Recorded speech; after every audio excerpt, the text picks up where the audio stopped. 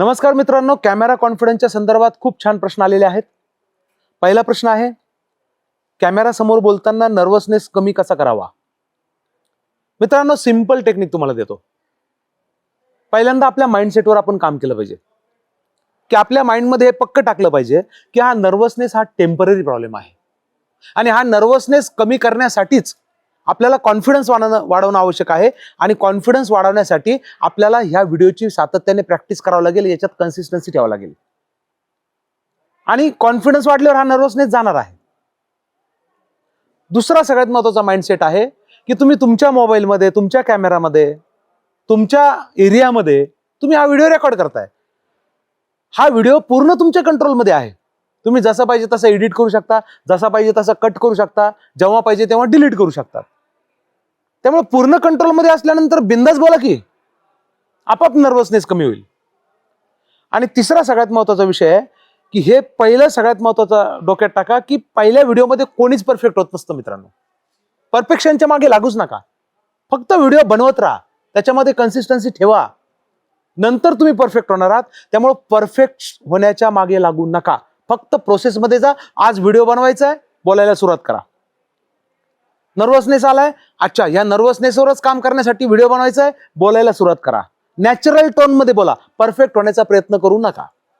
दुसरा प्रश्न आहे, व्हिडिओ रेकॉर्डिंग सुरू करण्यासाठी कॉन्फिडन्स कसा बिल्ड करावा? मित्रांनो, कॉन्फिडन्ससाठी लागते कन्सिस्टन्सी, सातत्य. कॉन्फिडन्स बिल्ड करण्यासाठी लागतं ऍक्शन. कॉन्फिडन्स बिल्ड करण्यासाठी लागतं कमिटमेंट. त्यामुळे तुम्हाला कॉन्फिडन्स बिल्ड करायचा आहे ना, तर तो कॉन्फिडन्स बिल्ड होतो डिसिप्लिननी, स्पेशली सेल्फ डिसिप्लिननी. त्यामुळे तुम्ही स्वतः एक मनाशी पक्का संकल्प करा, मला कॉन्फिडन्स बिल्ड करायचा आहे, दररोज मी एक व्हिडिओ बनवणार. कशावरही बनवा, कोणत्याही विषयावर बनवा, पण मी व्हिडिओ बनवणार. दररोज एक व्हिडिओ तुम्ही बनवा, सातत्याने 30 दिवस बनवा, तुमचा कॅमेरा कॉन्फिडन्स पूर्ण वाढलेला असेल. त्यामुळे कॉन्फिडन्ससाठी ऍक्शन घ्या आणि त्यामध्ये ऍक्शनमध्ये सातत्य ठेवा.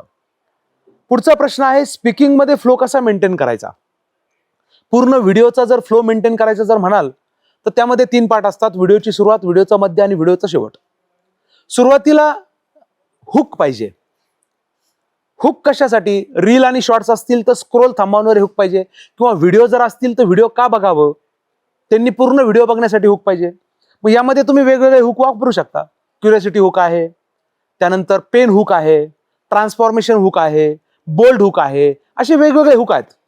हे सगळे आपण कॅमेरा इन्फ्लुएन्स मास्टरी कोर्समध्ये शिकतो. तर सुरुवातीला हुक असले पाहिजे. आणि रील आणि शॉर्टसाठी पहिल्या 3 सेकंदामध्ये स्क्रोल थांबवणारे हुक असले पाहिजे. तर पहिल्या पार्टमध्ये हुक, दुसऱ्या पार्टमध्ये ऍक्च्युअल व्हॅल्यू, ऍक्च्युअल बॉडी, तुम्हाला काय मेसेज कम्युनिकेट करायचा आहे, काय तुम्हाला नॉलेज द्यायचं आहे. आणि तिसऱ्या पार्टमध्ये सिटी आहे, कॉल टू ऍक्शन. व्हिडिओ नंतर काही ऍक्शन घ्यावी असं तुम्हाला वाटत असेल तर काय ऍक्शन घ्यावी हे स्पष्ट सांगितलं पाहिजे. काही मेसेज द्यायचा आहे तर मेसेज स्पष्ट असला पाहिजे. काही आव्हान करायचं असेल तर आव्हान स्पष्ट असलं पाहिजे.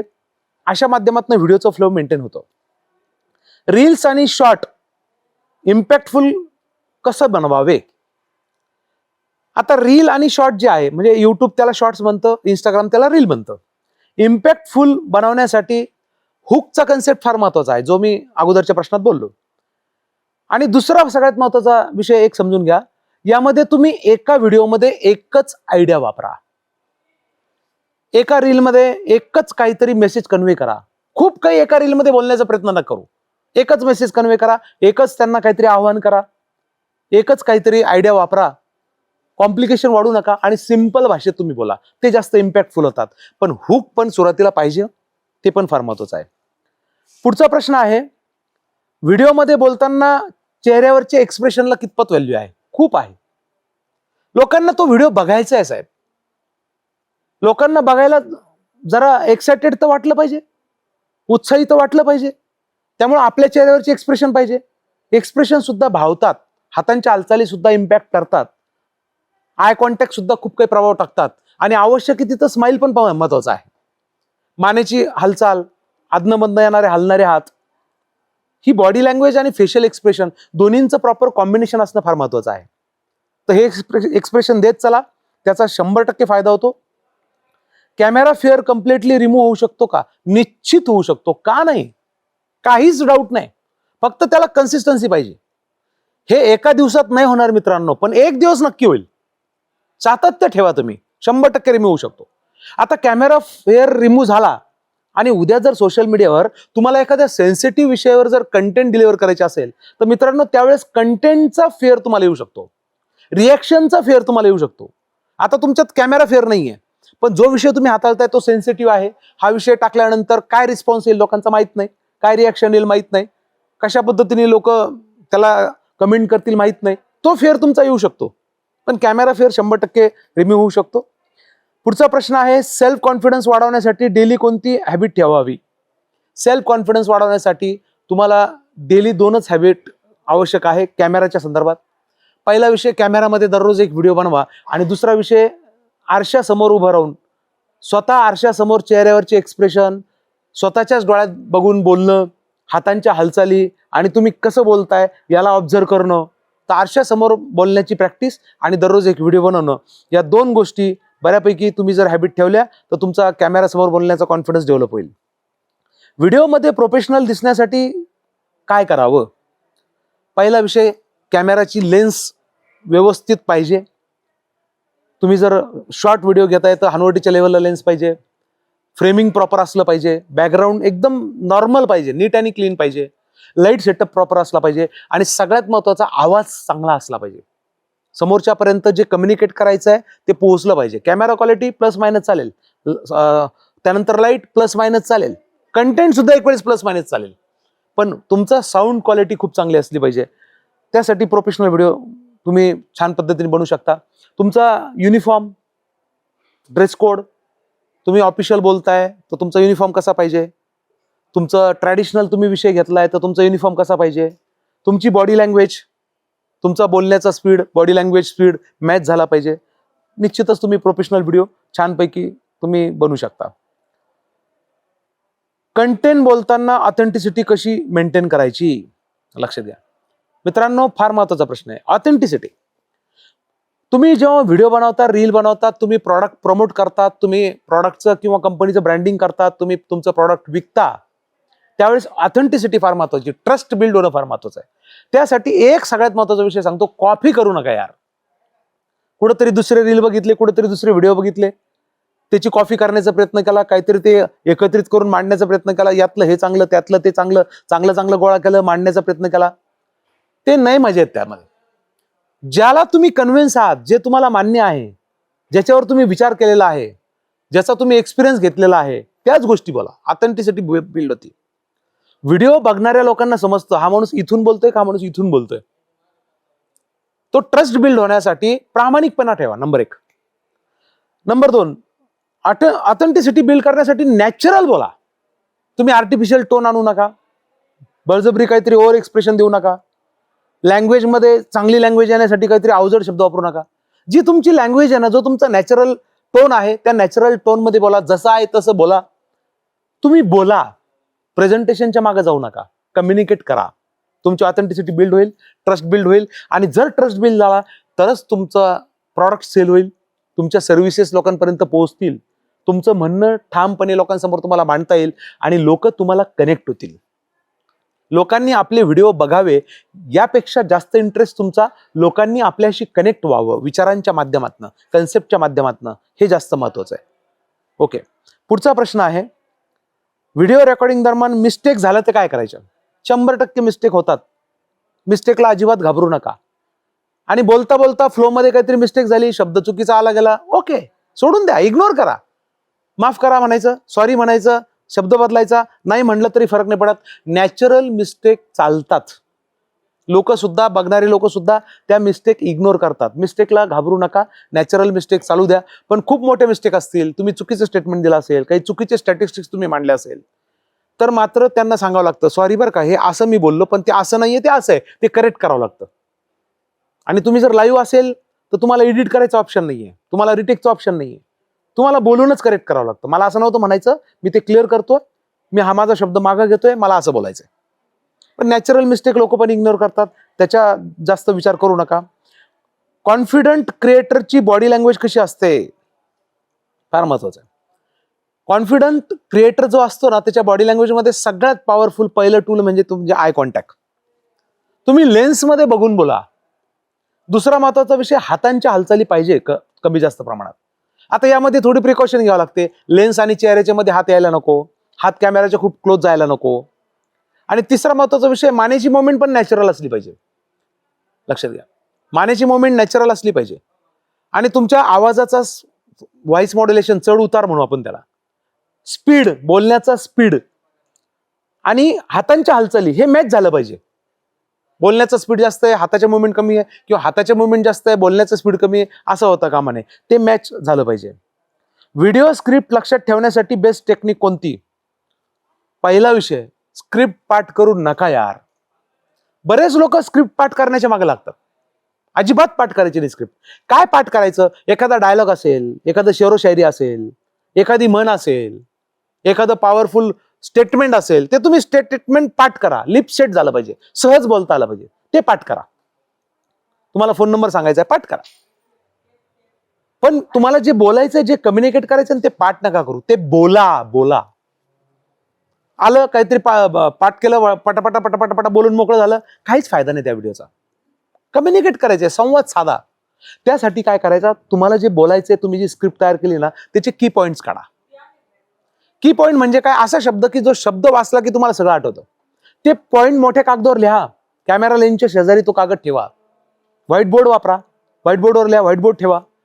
तुम्हाला लेन्स ज्या अंतरावर आहेत तेवढ्या डिस्टन्सवर सहज वाचता आला पाहिजे, इतकी फॉन्ट साईज त्याची ठेवा. आणि तो की पॉइंट वाचा आणि बोला. एकदम छान तुमचं व्हिडिओचे कंटेंट होतील. पुढचा प्रश्न आहे, बिगिनर्स क्रिएटनी पहिल्या 3 दिवसामध्ये कशावर फोकस केला पाहिजे? पहिल्या 30 दिवसामध्ये त्यांनी कन्सिस्टन्सीवर फोकस केला पाहिजे, परफेक्शनवर नाही. कन्सिस्टन्सी. पहिले 30 दिवस सातत्याने तुमचे व्हिडिओ दररोज काढले पाहिजे. तुम्हाला जर कंटेंट क्रिएटर व्हायचं आहे, युट्यूबर व्हायचं आहे, तर दररोज ते व्हिडिओ पोस्ट केले पाहिजे. परफेक्शनच्या मागे लागू नका.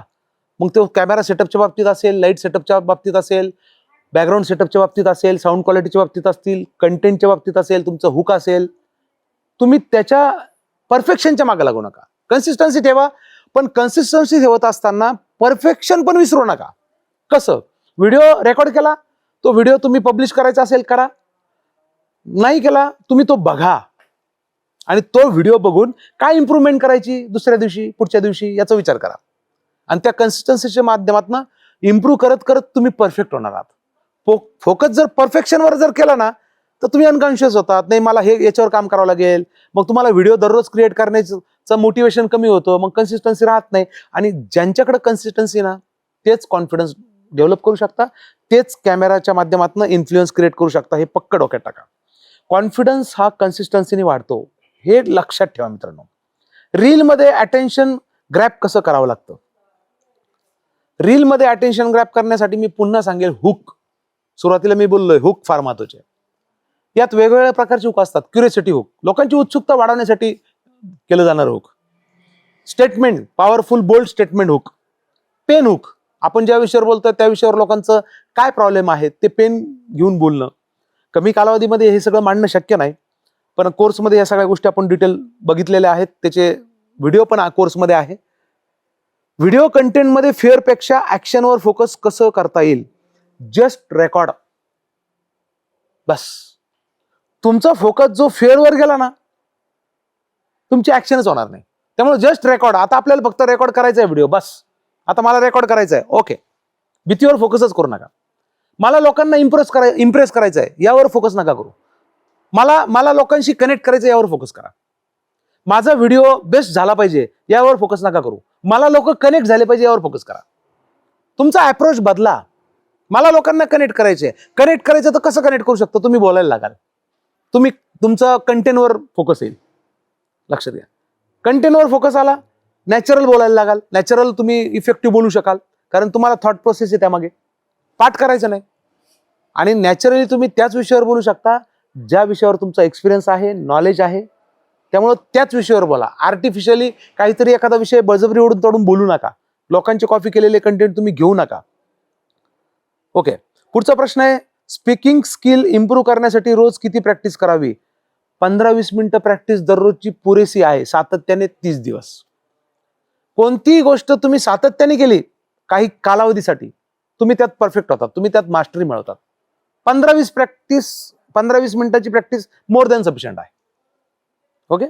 पुढचा प्रश्न आहे, व्हिडिओमध्ये फेक न वाटता नॅचरली कसं बोलावं? स्क्रिप्ट वाचू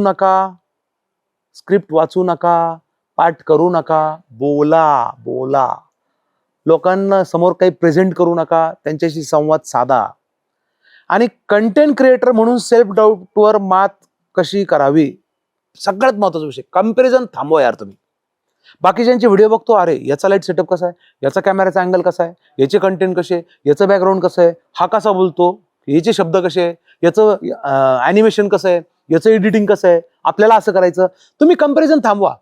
तुमची स्टाईल आहे. तुम्ही नॅचरल जे आहात ना ते बेस्ट आहे, ते चांगलं आहे. लक्षात घ्या. काही चांगले सक्सेसफुल लोक बघा तुम्ही, ज्यांचे व्हिडिओ खूप चांगले आहेत त्यांच्याकडे बघा तुम्ही, आणि त्यांच्यात तुलना करा बरं तुम्ही, कोणात चांगलं आहे. असं काहीच नाही मित्रांनो. ह्या व्यक्तीचं त्याचं स्किल आहे ते त्याला चांगलं वाटतंय, दुसऱ्या माणसाचं त्याला चांगलं वाटतंय, ते ती स्टाईल त्यांना चांगली वाटते, तिसऱ्या माणसाची त्याची स्टाईल चांगली वाटते. तुम्ही स्वतःची स्टाईल निर्माण करा.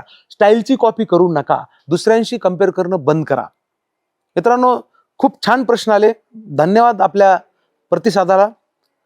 कारण इतके चांगले प्रश्न तुम्ही पाठवता, याचा अर्थ तुम्ही सगळे व्हिडिओ व्यवस्थित बघताय आणि त्यातूनच प्रश्न क्रिएट करताय. तुम्ही ऍक्शन घेताय, त्यावर काम करताय, त्यातूनच प्रश्न क्रिएट होत आहे. माझी विनंती आहे, या व्यतिरिक्त काही प्रश्न असतील तर तुम्ही कमेंट बॉक्समध्ये आठवणीने टाका. त्या प्रश्नांची उत्तरं मी पुढच्या व्हिडिओमध्ये निश्चितच देईल. थँक्यू. परत भेटू. खूप खूप धन्यवाद.